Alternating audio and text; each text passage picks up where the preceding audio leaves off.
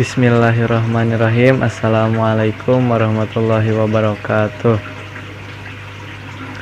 Berjumpa kembali bersama saya Wendy Miftah Fauzi dalam channel Wendy Fauzi.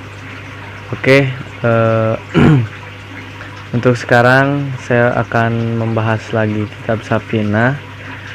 Ini pasal yang paling akhir, yaitu pasal mengenai sesuatu yang tidak membatalkan puasa walaupun telah sampai ke tenggorokan.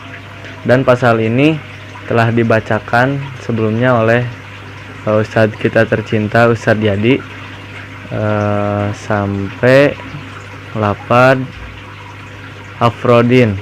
Jadi saya akan meneruskan setelah lapad itu. Bismillahirrahmanirrahim.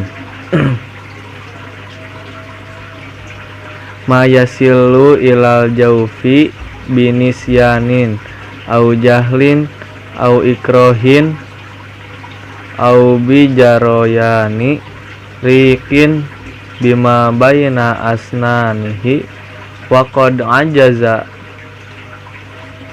an majjihi li'udrihi fama wasala ilal jaufi wa kana gubaro toriki wa ma wasala ilaihi wa kana gorbalata dakikin au dubaban to'iron au nahwahu.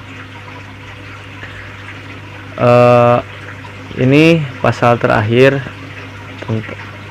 mengenai sesuatu yang tidak membatalkan puasa walaupun telah sampai ke tenggorokan. Jadi di sini tuh ada sab'atu afrodin, ada tujuh macam. Itu macam-macamnya itu yang tadi saya bacakan. Yang pertama ada yang pertama itu ada ma yasilu ilal jaufi binisyan. Jadi yang pertama itu sesuatu yang masuk sampai rongga mulut itu karena lupa. Binisyan itu lupa ya.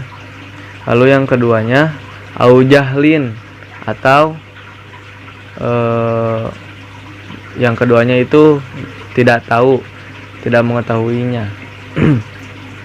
Lalu yang ketiganya ada au ikrohin, yaitu dipaksa sama orang lainnya. Jadi misalnya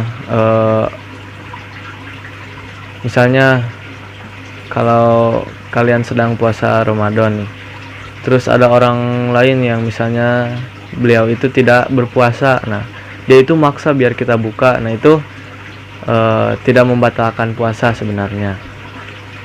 Lalu selanjutnya yang keempat itu karena air liur yang mengalir di antara gigi.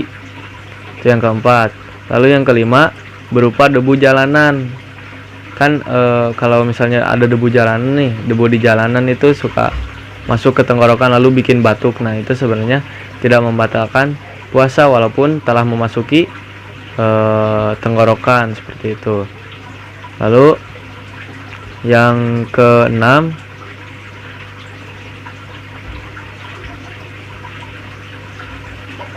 keenamnya itu berupa ayakan tepung. Yang keenam itu ayakan tepung.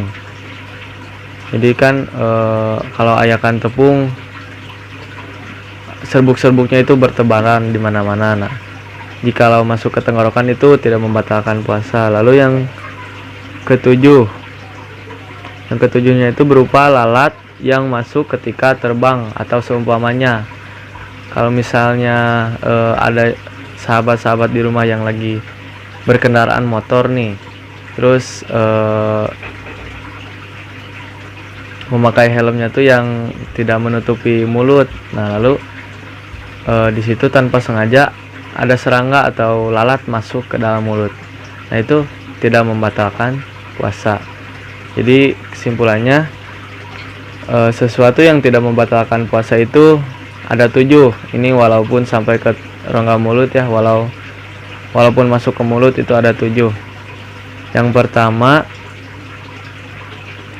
sesuatu yang masuk sampai rongga mulut karena lupa, yang kedua itu karena tidak tahu, yang ketiga karena dipaksa oleh orang lain, yang keempat karena air liur yang mengalir di antara gigi, yang kelima berupa debu jalanan, yang keenam berupa ayakan tepung, dan yang terakhir itu berupa lalat atau serangga yang masuk